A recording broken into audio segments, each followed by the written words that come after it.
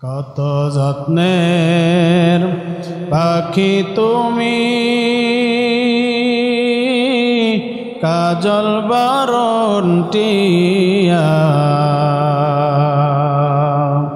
সময় হলে যাইবা চলে এই দুনিয়ার সব থুইয়া।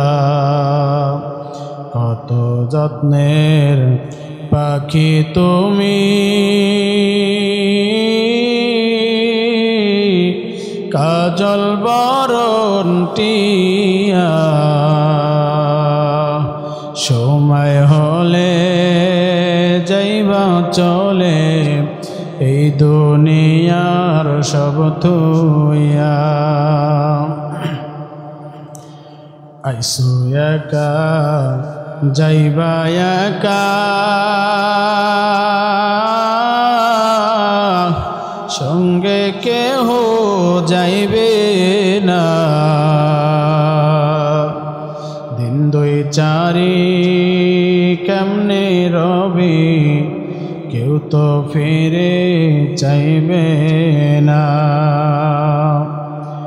কত যত্নের পাখি তুমি, কাজল বরণ টিয়া। সময় হলে যাইবা চলে এই দুনিয়ার সব থুইয়া। আত্মীয় স্বজন আসবে সবে,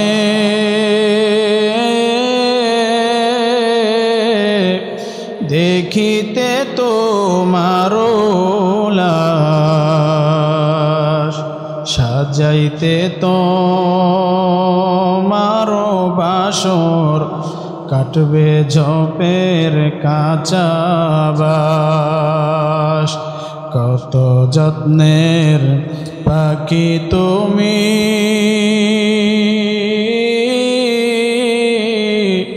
কাজল বরণ টিয়া। সময় হলে যাইবা চলে এই দুনিয়ার সব থুইয়া। আমার বাবার, আমার ভাইরা, দুনিয়ার সময় শেষ হইয়া গেলে আমাকে আপনাকে চলে যাইতে হবে। এই দুনিয়ায় কিন্তু আমরা কেউ সারা জীবন থাকতে পারবো না। আদরে করিয়া কত যত্ন করিয়া প্রাণ পাখিটাকে ধরে রাখছ, এই পাখি কিন্তু একদিন চলিয়া যাবে। কত যত্নের পাখি তুমি, কাজল বরণ টিয়া। সময় হলে যাইবা চলে এই দুনিয়ার সব থুইয়া। আইসো একা যাইবা একা,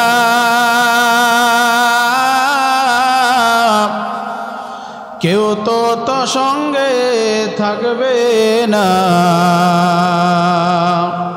আইসো একা যাইবা একা, সঙ্গে কেহ যাইবে না।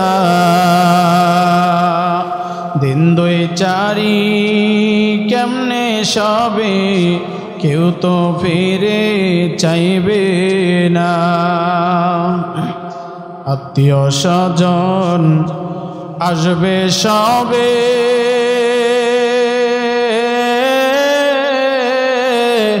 দেখিতে তোমার লাশ,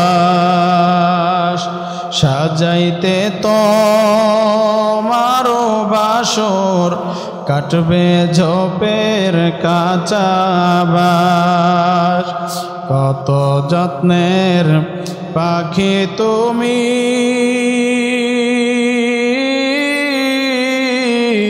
কাজল বরণ টিয়া।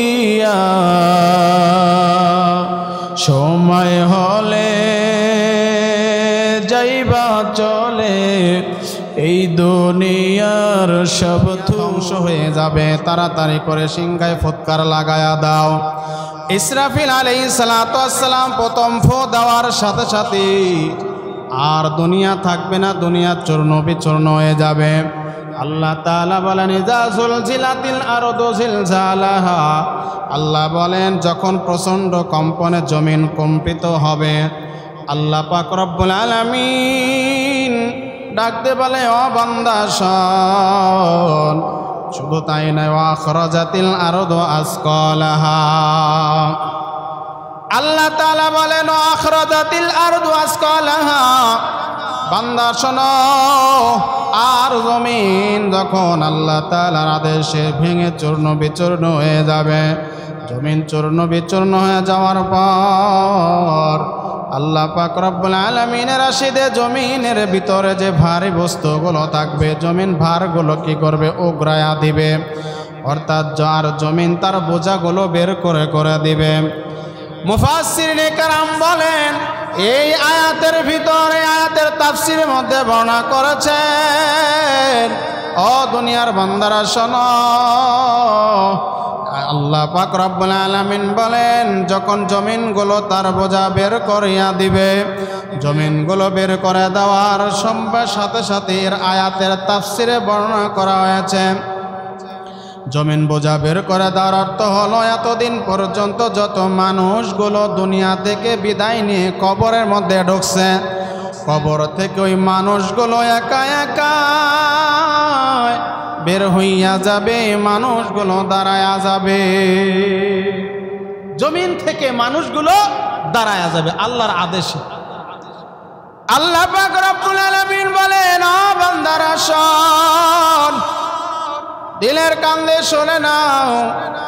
আল্লাহ সুবহানাহু ওয়া তাআলা বলেন আখরাজাতিল আরদু আসকালাহা ওয়া ক্বালাল ইনসানু মা লাহা, আল্লাহ বলেন আর মানুষ বলবে এর কি হলো, জমিন আজকে আমাদের সাথে এমন ব্যবহার কেন করছে, জমিনের সাথে তো এমন কথা ছিল না, এই জমিনগুলো কেন আমাদের বের করিয়া দিল। প্রতিটা মানুষ যখন দাঁড়ায়া যাবে, দাঁড়ানোর পর মানুষগুলো আসমানের দিকে তাকায়া থাকবে, আসমানের দিকে তাকায়া থাকার পর ওই মানুষগুলো ইয়া নাফসি করতে থাকবে। আল্লাহ বলবে আল্লাহ জমিন কেন এইভাবে নড়াচড়া করছে। জান্নাতি মানুষ যারা দুনিয়া থেকে বিদায় নিয়ে চলে গেল, ওই মানুষগুলো কবরে যাওয়ার পর আল্লাহ তাআলা যখন প্রশ্ন করবে, বান্দাগুলো প্রশ্নের জবাব দিয়ে দিবে। বান্দাগুলো যখন প্রশ্নের জবাব দিবে, ওই বান্দাগুলো প্রশ্নের জবাবের সাথে সাথে আল্লাহর আদেশে বান্দা জান্নাতে মেহমান বানায় দিবে। সুবহানাল্লাহ বলেন। ওই বান্দাগুলো জান্নাতি হওয়ার পরে আল্লাহ তাআলা এমন ঘুমায়া দিবে, বান্দাগুলো ঘুমায়া যাবে, এমন ঘুমাবে ওই বান্দাগুলো কিয়ামতের আগে আর তার ঘুম ভাঙবে না। যখন কিয়ামতের ময়দান হয়ে যাবে, অর্থাৎ ইসরাফিল যখন সিংহায় ফুৎকার লাগাবে, ফুৎকার লাগানোর সাথে সাথে ওই মানুষগুলো দাঁড়াইয়া বলবে আল্লাহ কার এত বড় সাহস হলো আজকে আমাদের ঘুমটা ভাঙায়া দেয়, মাত্রই তো ঘুম আসলাম, মনে হয় 1 ঘন্টা হলো ঘুম পারলাম, আমাদেরকে ঘুম ভাঙায়া দেয় কে? আমাদের ঘুম ভাঙায়া দেয়। আল্লাহ বলবে বান্দারা শোন, আজকে সময় হয়েছে, আর ঘুমানোর দরকার নাই, আজকে তোমাদের সবাইকে আমি আল্লাহ একত্রিত করে দেব, তোমাদেরকে আমি জমিনের মধ্যে দাঁড় করায়া দেব, উলঙ্গ অবস্থায় সবাই দাঁড়ায়া যাবে, হাসরের মাঠ কায়েম হয়ে যাবে। আদম আলাইহিস সালাতু ওয়াস সালাম থেকে শুরু করিয়া ঈসা রূহুল্লাহ মুহাম্মাদুর রাসূলুল্লাহ সাল্লাল্লাহু আলাইহি ওয়াসাল্লাম পর্যন্ত সমস্ত নবী রাসূলগণ লাইন ভরা দাঁড়ায়া যাবে, লাইনে দাঁড়ায়া যাবে। লাইন যখন দাঁড়ায়া যায়, সমস্ত নবী আম্বিয়া কেরামের ভিতরের চেহারার মধ্যে এক প্রকারের চিন্তার ছাপ দেখা যায়। কে কার কাছ থেকে শাফায়াত নিবে এই চিন্তায় সবাই পেরেশান হয়ে যাবে। ঈসা আলাইহিস সালাতু ওয়াস সালাম, আদম পয়গম্বর আলাইহিস সালাত থেকে শুরু করিয়া ঈসা রূহুল্লাহ পর্যন্ত কয়েকজন নবীর এক এক করে সবাই সবার কাছে যাবে, কেউ সুপারিশ করতে পারবে না, কারো সুপারিশ করার ওই সময় সাহস হবে না। সবাই এক পর্যায়ে দাঁড়ায় থাকবে। মানুষগুলো আবু হুরায়রা রাদিয়াল্লাহু তাআলা আনহু থেকে একখানা হাদিস বর্ণনা করা হয়েছে।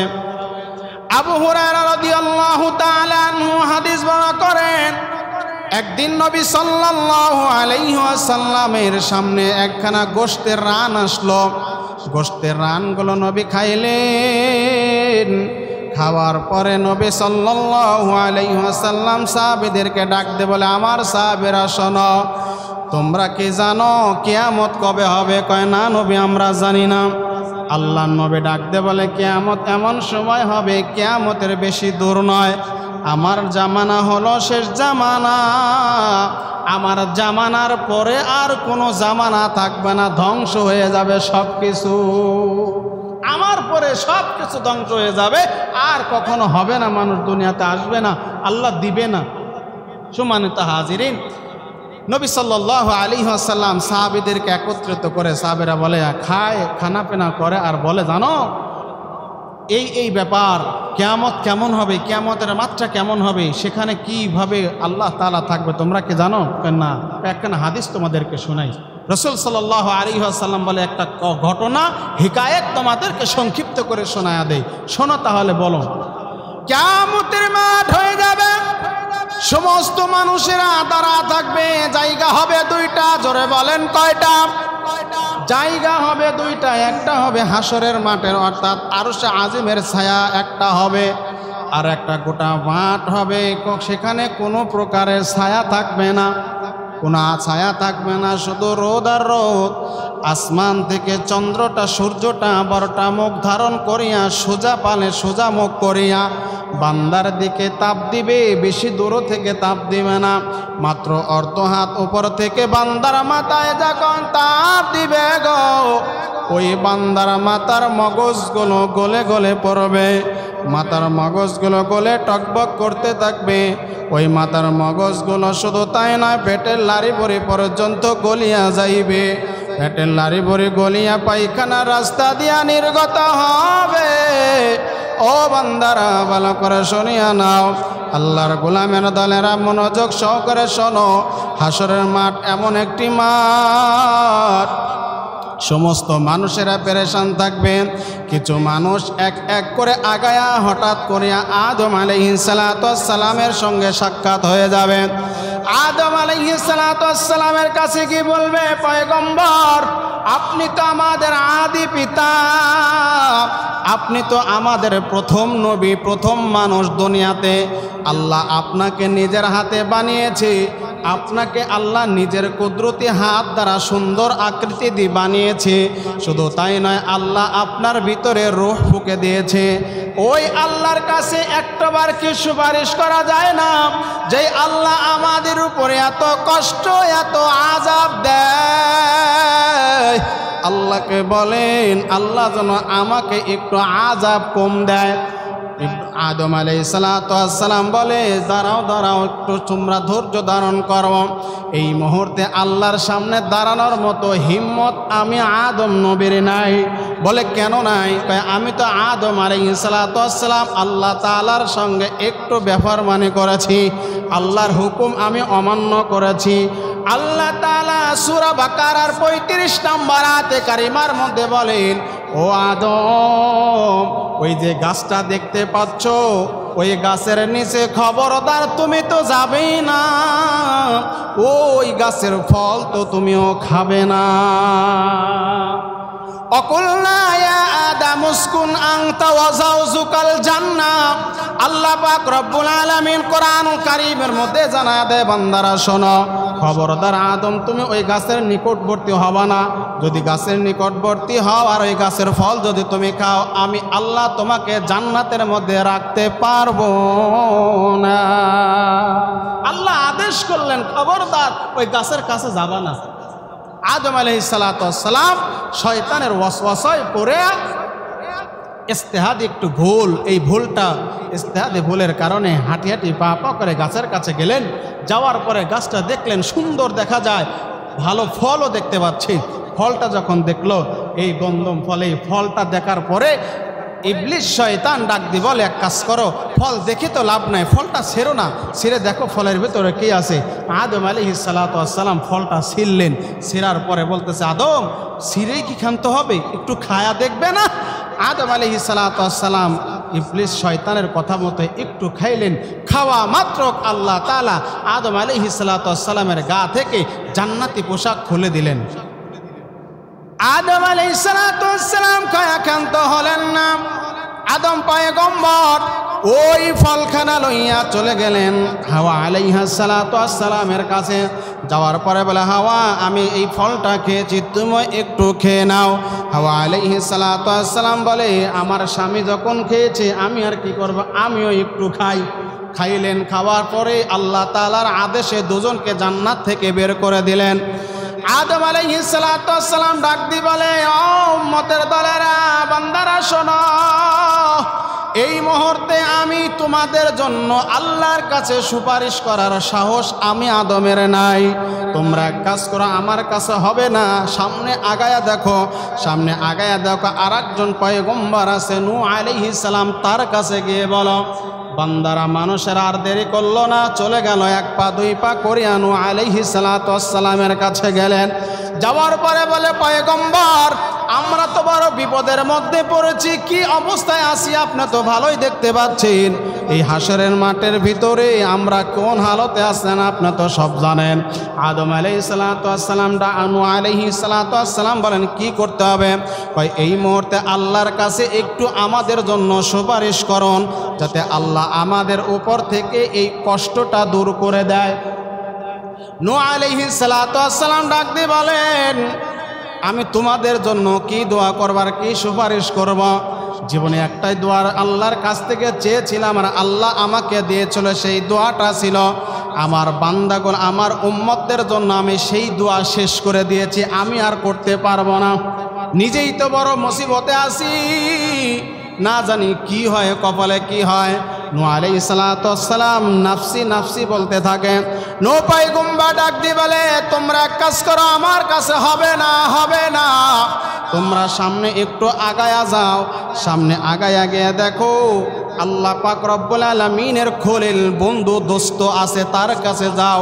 সমস্ত মানুষেরা এক পা দুই পা করে আগাইতে আগাইতে ইব্রাহিম আলাইহিস সালাতু ওয়াস সালামের কাছে রওনা হলেন। ইব্রাহিম আলাইহিস সালাতু ওয়াস সালামের কাছে দাঁড়াইয়া ডাক দিয়ে বলে, ও আল্লাহর বন্ধু, তুমি তো পৃথিবীর জমিনে মানুষের ভিতর থেকে সর্বপ্রথম বন্ধু তুমি আল্লাহর, তুমি একটু আমাদের জন্য আল্লাহর কাছে দোয়া করো। ইব্রাহিম আলাইহিস সালাতু ওয়াস সালাম বলে, নিজের ভুলের জন্যই তো বড় মুসিবতে আছি, কারণ আমার জীবনে আমি 3টা দিন মিথ্যা কথা বলেছি। জোরে বলেন, কয়টা? 3টা মিথ্যা কথা বলেছি। আমি জীবনে 3টা মিথ্যা কথা বলেছি। এই 3টা মিথ্যা কথার কারণে না জানি আল্লাহ আমাকে কি দিবে, শাস্তি দিবে, কতটুকু শাস্তি দিবে, আমি নিজেই তো পেরেশানির মধ্যে আছি। সম্মানিত হাজিরিন, নবীরা কখনো মিথ্যা কথা বলতে পারে? কথা কোন পারে? ইব্রাহিম আলাইহিস সালাতু ওয়াস সালাম ডাক দিয়ে বলে, ও সাথীরা শোনো, আমি 3টা মিথ্যা কথা বলেছি। এই 3টা মিথ্যা কথা কি কি বলেছি তোমরা একটু আমার কাছ থেকে শুনে নাও। আল্লাহ পাক রব্বুল আলামিন 3টা মিথ্যা কথা সুন্দর করে কোরআনুল কারীমের মধ্যে সুন্দর ভাষায় জানায়া দিয়েছে। 1 নাম্বার মিথ্যা কথা ইব্রাহিম আলাইহিস সালাতু ওয়াস সালাম বলেছেন আল্লাহর জাত ও সিফাতের কারণে। ইব্রাহিম আলাইহিস সালাতু ওয়াস সালাম মিথ্যা কথা বলেছে তার কওমের কাছে, যখন তারা ধর্ম পূজা, তাদের যেই দেবদেবীর পূজার জন্য ইব্রাহিম আলাইহিস সালাতু ওয়াস সালাম ডাক ডেকে বলেছে, ও ইব্রাহিম চলো যাই, আজকে আমাদের মেলা, আজকে আমাদের পূজা হবে, উপাসনা হবে, তোমাকে সঙ্গে যেতে হবে। ইব্রাহিম আলাইহিস সালাতু ওয়াস সালাম ডাক দিয়ে বলে, না না, আমি যাইতে পারবো না। আল্লাহ পাক রব্বুল আলামিন কুরআনুল কারীমের একটি সূরা সূরাতুস সাফফাতের 89 নং আয়াতে কারিমার মধ্যে আল্লাহ পাক রব্বুল আলামিন ডাক দিয়ে বলে, আল্লাহ বলেন, ফাকালা ইন্নী সাকিম। আল্লাহ পাক রব্বুল আলামিন বলেন ফাকালা ইন্নী সাকিম। ইব্রাহিম পয়গম্বর ওই মুহূর্তে বলেছে আমি তোমাদের সাথে যেতে পারবো না, কারণ আমি তো একজন অসুস্থ মানুষ। আমি অসুস্থ হইয়া তোমাদের উপাসনার মধ্যে কেমন করে যাব? আমি তো অসুস্থ, আমার শরীর ভালো না। এক নাম্বার মিথ্যা কথা, উপাসনায় যাবে না। এই কারণে আল্লাহ তাআলার পয়গম্বর দোস্ত বন্ধু ইব্রাহিম মিথ্যা কথা বলেছে, অকালা ইন্নী সাকিম, আমি অসুস্থ। দুই নাম্বার আল্লাহ পাক রব্বুল আলামিন দুই নাম্বার মিথ্যা কথার কথাও কোরআন কারীমের মধ্যে জানায়া দিয়েছে। দুই নাম্বার মিথ্যা কথা যখন তার সাথীরা এমনকি এলো মাতব্বরেরা এসে ডাক দিয়ে বলে, ও সাথীরা যাও ইব্রাহিমকে ডেকে নিয়ে আসো, এখন আমরা মূর্তিগুলো এখানে রেখে আমরা একটা জায়গায় যাব। ইব্রাহিম আলাইহিসসালাম সেই মুহূর্তে বলেছেন না, আমি এখন যেতে পারবো না। ইব্রাহিম আলাইহিসসালাম নিজের হাতে কোরাল দিয়ে সুন্দর করিয়া সমস্ত মূর্তিগুলো ভাঙলেন। ভাঙার পরে সবচাইতে বড় যে মূর্তিটা, এই মূর্তির কাঁধের মধ্যে কোরালখানা দিয়ে আসলেন, কোরাল বাঁধায় রেখে চলে আসলেন। সবাই যখন এলাকার মানুষেরা আসার পরে মন্দিরে যখন ঢুকছে, ঢোকার পরে দেখে কারো হাত নাই, কারো পা নাই, কারো মাথা নাই, কারো নাক নাই, কারো চোখ নাই, সবার কোনো না কোনো দিক দিয়ে ভাঙ্গা শুরু হয়েছে। এরপরে দেখে সবার কোনো না কোনো অঙ্গ ভাঙা ভাঙা আছে। এক পর্যায়ে দেখা যায় সবচাইতে বড় মূর্তি যেটা, তার নাক নাই কিন্তু তার কাঁধের মধ্যে কোরাল বাঁধানো। সমস্ত মূর্তিগুলো ভাঙ্গা, কিন্তু ইব্রাহিম আলাইহিসসালাম মূর্তিগুলো ভেঙে সবচাইতে বড় মূর্তি যেটা, তার নাকটা ভাঙিয়া কাঁধের মধ্যে কোরাল বাঁধায় রেখে চলে আসলেন। আসার পরে এবার ইব্রাহিম আলাইহিসসালাম ঘরের মধ্যে শুয়ে আছেন। সাথীরা সবাই আসে ডাকতে বলে, এক কাজ করো, আমাদের এই ক্ষতিটা কে করলো খুঁজে খুঁজে দেখো। কয় একজন ডাকতে বলে, আমি জানি কে করেছে। কয় কে করেছে? কয় করতে পারে, এটা হলো আর কেউ নয়, ইব্রাহিমের ছাড়া এ কাজ কারো নয়। ইব্রাহিমের ছাড়া এ কাজ কারো নয়, ইব্রাহিমে এই কাজটা করছে। সম্মানিত হাজিরিন, ইব্রাহিম আলাইহিসসালামের কাছে গেলেন। যাওয়ার পরে বলে, ইব্রাহিম তুমি বোধহয় আমাদের মূর্তিগুলো ভাঙছো, তাই না? ইব্রাহিম আলাইহিসসালাম বলে, আমি ভাঙছি? আমি কিভাবে বুঝলে আমি ভাঙছি? ইব্রাহিম আলাইহিসসালাম ঠিক তখন কোরআনুল কারীমের একটি সূরা, সূরাতুল আম্বিয়ার 63 নং আয়াতে কারিমা তেলাওয়াত করে আল্লাহ তাআলা বলেন, অকালা ক্বালা বাল ফাআলা কাবীরুহুম হাযা ফাসআলুহুম ইন কানু ইউহাকিবুন। আল্লাহ পাক রব্বুল আলামিন ইব্রাহিম আলাইহিসসালামের কথাটা এত পছন্দ হয়েছে।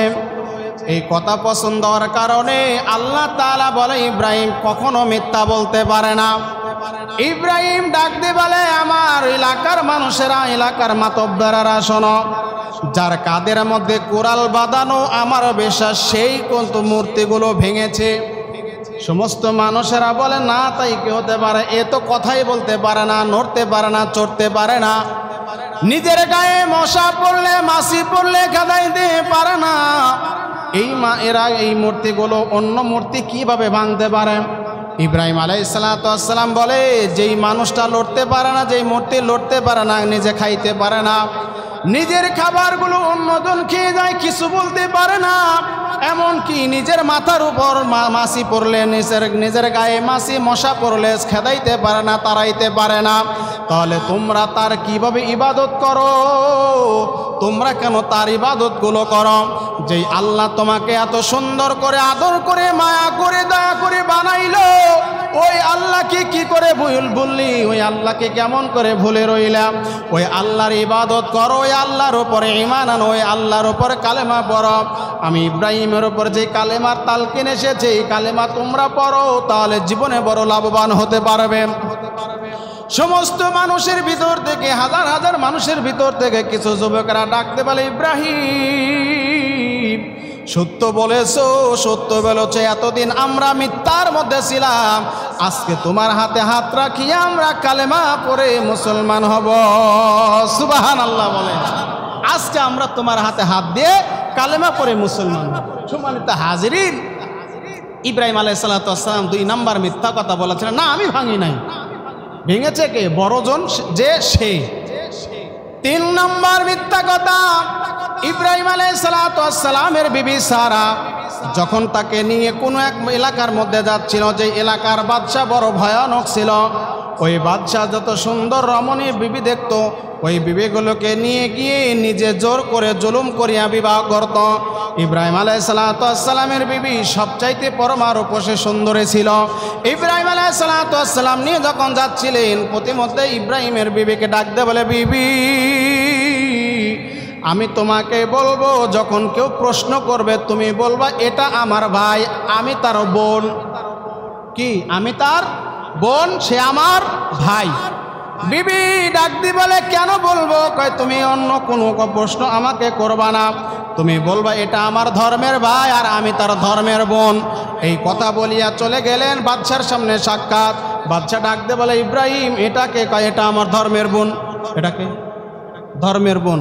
কারণ বোন বললে সে কারোর দিকে হাত বাড়ায় না, যদি বলে বিবি তাহলে সে তাকে নিয়ে চলে যায়।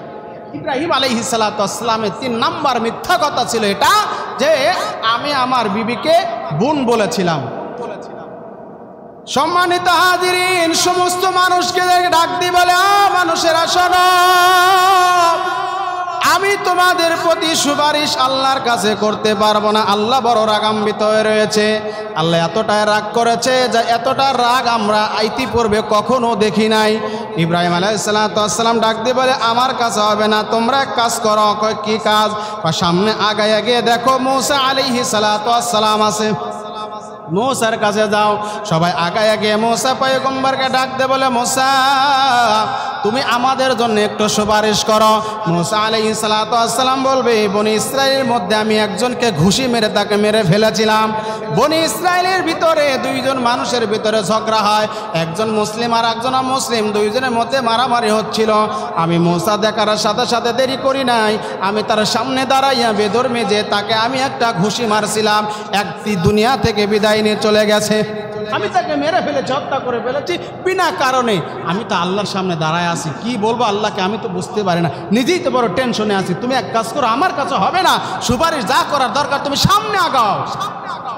মূসা আলাইহিস সালাতু ওয়াস সালামের কাছ থেকে সামনে আগা গেলেন। মূসা আলাইহিস সালাতু ওয়াস সালাম বললেন, না আমার কাছে হবে না, এক কাজ করো, তুমি সামনে আগায় যাও। সামনে আগানোর পরে দেখে ঈসা রুহুল্লাহ দাঁড়ায় আছে। ঈসা রুহুল্লাহ দাঁড়ায় আছে। এমন সময় লোকজন ডাক দিয়ে বলে, ও পয়গম্বর, আল্লাহর কাছে একটু সুপারিশ করো, যাতে করে আল্লাহ তাআলা আমাদের উপর থেকে এখন সব কিছু দূর করে দেয়, বালা মুসিবত দূর করে দেয়। এত কষ্ট আমাদের সহ্য হয় না, বড় মুসিবতে আছি।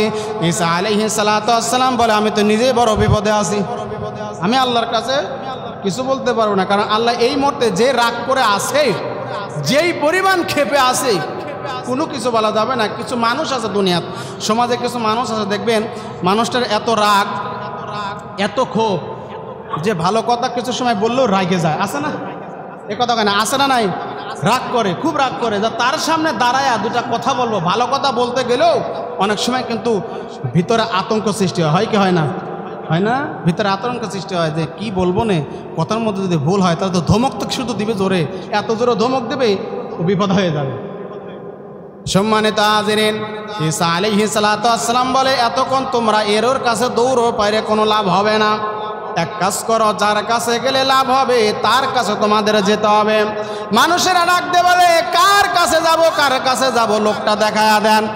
এবার ঈসা আলাইহিস সালাতু ওয়াস সালাম ডাক দিয়ে বলে, ও মানুষেরা শোন, আর কারো কাছে গেলে লাভ হবে না, তোমরা যাও যাও আখির জামানার পয়গম্বর মুহাম্মদুর রাসূলুল্লাহ সাল্লাল্লাহু আলাইহি ওয়াসাল্লামের কাছে তোমরা যাও। ঈসা আলাইহিস সালাতু ওয়াস সালাম যখন বললেন, আমার পয়গম্বরের সামনে দাঁড়াইয়া সমস্ত মানুষেরা হাউমাউ করে কাঁদে আর ডাক দিয়ে বলে, ও পয়গম্বর, ও সর্বশেষ নবী যে আল্লাহ আপনাকে দুনিয়াতে আসার আগে জীবনের সকল গুনাহ আল্লাহ মাফ করে দিয়েছে। আল্লাহ তাআলা আপনার সামনে পেছনে কোনো গুনাহ রাখেন নাই। যে আল্লাহ আপনার বুকটা চিরিয়া এত সুন্দর করে কলিজাটা বার করিয়া হাউজের পানি দ্বারা জমজমের পানি দ্বারা ধৌত করে দিয়েছে। ও পয়গম্বর, আজকে বড় আমরা মুসিবতে আছি, আজকে আপনি আমাদের জন্য আল্লাহর কাছে একটা বারের জন্য সুপারিশ করে দিন। আল্লাহর কাছে বলুন, আল্লাহ যাতে করে আমাদের দিকে অর্ধ হাত উপরে 12টা মুখ ধারণ করে সূর্য যেই তাপ দিতেছে এই তাপ আমরা সহ্য করতে পারি না। ও পয়গম্বর, আল্লাহর কাছে একটা বারের জন্য সুপারিশ করুন না। কথা বলার সাথে সাথে দেরি করে না, আমার নবীর সাথে সাথে সিজদায় পড়িয়া চোখের পানি ছেড়ে দিয়ে কান্না শুরু করে দিয়েছে। নবী আমার চোখের পানি ছেড়ে দিয়ে কান্দে আর ডাক দে বলে, আল্লাহ আমার গুনাহগার উম্মতদেরকে আপনি মাফ করিয়া দেন। রব্বুল আলামিন আমার গুনাহগার উম্মতদেরকে আপনি মাফ করিয়া দেন। আল্লাহ আমার গুনাহগার উম্মতদেরকে আপনি শাফায়াত দেন। আল্লাহ পাক রব্বুল আলামিন ডাক দে বলে, ও হাবিব, আজকে তো আপনার কান্নার দিন নয়, আজকে তো আপনার বড় খুশির দিন। আপনি তাড়াতাড়ি মাথা উঠাইয়া আপনার কোন কোন উম্মতেরা বিনা হিসাবে জান্নাতে হবে আমি আল্লাহ দেখা দেয়। আল্লাহ দেখা দিবে আমার পয়গম্বর গুলো মাথা উঠাইয়া, আমার পয়গম্বর মাথা উঠাইয়া দেরি করবে না। হাঁটি হাঁটি পা করে যেই মানুষগুলো বিনা হিসাবে জান্নাত, আল্লাহ তাআলার আদেশ ওই বান্দাগুলোকে জান্নাতের দরজায় দাঁড় করায়া দিবে। আল্লাহ জান্নাতের দরজায় দাঁড় করায় দিবে। দাঁড় করানোর পরে আল্লাহ তাআলা বলবে, হাবিব আপনি এক কাজ করুন, আপনার এই বান্দাগুলোকে জান্নাত দেন। এরপরে কিছু বান্দা আছে যারা আমল করেছে আবার গুনাহ করেছে, আমল করেছে তওবা করেছে আবার গুনাহ করে ফেলেছে, সাথে সাথে তওবা করেছে। আল্লাহর হাবিবকে ডাকতে বলে, পয়গম্বর আপনার দেরি করেন না, আপনার ওই বান্দাগুলোকে মাফ করে দেওয়া হলো। আপনার নবীর খাতিরে, আপনি শেষ নবীর খাতিরে, আপনার চোখের পানির খাতিরে নবী ওই বান্দাগুলোকে মাফ করে দেওয়া হলো। বলেন সুবহানাল্লাহ। আল্লাহ বলবে যান জান্নাতে দিয়ে দেন। বলেন সুবহানাল্লাহ। সম্মানিত হাজিরিন, আল্লাহ জান্নাত দান করলেন। প্রিয় উপস্থিতি হাজিরিন, আল্লাহ তাআলা এত দয়ালু, এত মায়ার, যা বান্দাকে বান্দা চাইতে দেরি করবে আল্লাহ দিতে দেরি করে না। সম্মানিত হাজিরিন, এবার আসুন নবী সাল্লাল্লাহু আলাইহি ওয়াসাল্লাম আল্লাহর কাছে দোয়া করলেন, আল্লাহ দোয়া কবুল করলেন। আল্লাহ বলেন, হাবিব আপনি মাথা ওঠান, আজকে আপনার কান্না করা দরকার নাই। নবী সাল্লাল্লাহু আলাইহি ওয়াসাল্লাম কিছুক্ষণ পরে দেখতেছেন যে ওই হাসরের মাঠে ৭০,০০০ ফেরেশতা, ৭০,০০০ শিকল দ্বারা বান্দা জাহান্নামটা বড় হা করে বড় গর্জন দিতে দিতে সামনের দিকে আগায় আসতেছে। আল্লাহ নবী সাল্লাল্লাহু আলাইহি ওয়াসাল্লাম বললেন, আল্লাহ এটা কারা, কেন আসতেছে এত বিকট আওয়াজ? আওয়াজ তো বড় ভয়ঙ্কর আওয়াজ, এই আওয়াজ তো কখনো শুনি নাই। আল্লাহ তাআলা ডাক দিয়ে বলে, হাবিব এটা তো আর কোনো কিছুর আওয়াজ নয়, এটা হলো জাহান্নামের বিকট আওয়াজ। জাহান্নাম বড় ক্ষুধার্ত আছে, এই জাহান্নামগুলোকে আজকে আমি ভরে দেব। কি দিয়ে ভরবো আপনি কি জানেন? কি কয় মানুষ, ইনসান আর পাথর দ্বারা আমি ভরে দেব। আল্লাহ পাক রব্বুল আলামিন ডাক দিয়ে বলে, বান্দা সর। ঠিক সেই মুহূর্তে হাবিবকে ডেকে বলে, হাবিব আপনার এই বান্দা, আপনার উম্মতগুলো জাহান্নামের মধ্যে ঢুকবে, ওই বান্দাগুলোকে যদি বাঁচাইতে চান তাহলে আপনি এই মুহূর্তে আপনার সামনে এক পেয়ালা পানি দেওয়া হবে, এই পানিগুলো আপনি একটু জাহান্নামের দিকে ছিটায়া দিবে। এই পানি যখন জাহান্নামের দিকে একটু ছিটায়া দিবেন, হাবিব দেখবেন সাথে সাথে পানিগুলো, পানি ছিটানোর সাথে সাথে জাহান্নাম আর সামনের দিকে আসবে না, জাহান্নাম পিছের দিকে রওনা হয়ে যাবে। সুবহানাল্লাহ বলেন। তাহলে জাহান্নামটা কিসের পানি ছিটালো? নবী সাল্লাল্লাহু আলাইহি ওয়াসাল্লামের হাতের মধ্যে কি দেওয়া হলো? হাতের মধ্যে এক পেলা পানি দেওয়া হলো। এই পানিগুলো নিয়ে নবী সাল্লাল্লাহু আলাইহি ওয়াসাল্লাম জাহান্নামের দিকে একটু ছিটায় দিলেন। দেওয়ার সাথে সাথে আর দেরি হলো না, জাহান্নাম কানতে কানতে পিছনের দিকে রওনা হলো। আল্লাহ তাআলার কাছে বললেন, আল্লাহ এই পানিটা কিসের পানি? আল্লাহ বলেন যে এই পানিটা হলো সেই পানি, পৃথিবীতে মানুষ গুনাহের কারণে শেষ রাতের অংশে দাঁড়াইয়া, তাহাজ্জুদের মুসাল্লা দাঁড়াইয়া চোখের কোনা বেয়ে বেয়ে টপ টপ করে পানি পড়েছে, আর আমি আল্লাহর কাছে মাপ চেয়েছে। আমি আল্লাহ এই পানিগুলো বৃথা যেতে দেই নাই, এই পানিগুলো ধরে রেখে দিয়েছি। আজকে সেই পানি আপনার হাতের মধ্যে দেওয়া হলো। গুনাহগার উম্মতের চোখের পানিগুলো আপনি ছিটায় দিয়েছেন। আমি আল্লাহ তাআলা এই পানিগুলোর দাম কোটি কোটি গুণ বাড়ায় দিয়েছি। বলেন সুবহানাল্লাহ। তাহলে আমরা আল্লাহর কাছে কাঁদলে আল্লাহ তাআলা আমাদের দোয়া কবুল করতে পারেন কি পারেন না? আল্লাহ কবুল করুক, বলেন আল্লাহুম্মা আমিন, আল্লাহুম্মা আমিন। আল্লাহ সুবহানাহু ওয়া তাআলা আমাদেরকেও একজন খাঁটি মুমিন বান্দা হিসেবে কবুল আর মঞ্জুর করবেন, আমিন।